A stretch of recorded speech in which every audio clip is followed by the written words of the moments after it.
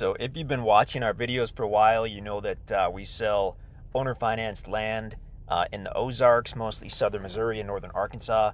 And we try to get a drone video of every property we sell. So this drone video, one of the guys was out.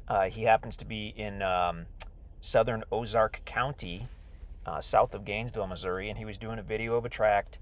He had already checked the drone over. He had kind of done his pre-flight checklist.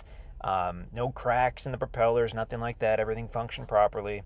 He said he put it up in the air. He can't recall the exact altitude. It comes up at about the 1 minute mark, I believe. He was a few hundred feet in the air, and the thing just went haywire, turned on its side, started spinning furiously, and plummeted all the way to the ground, hit the ground hard, and here it should be coming up in just a couple seconds. It just, bam, flips sideways, and it's out of control. Here we go. There it goes, and bam, spinning wildly, falls all the way down. It's falling. Bam, kind of hits a tree, tumbles on the ground. One of the props is still turning.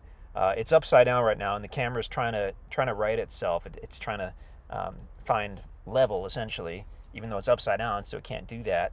And we cut out about the next 10 minutes of the video, but then the shocking thing is the camera itself was undamaged. It kept recording. So when he finally found the drone, you can actually see him when he discovers the drone and retrieves it. So we never figured out what happened to the drone, why it crashed.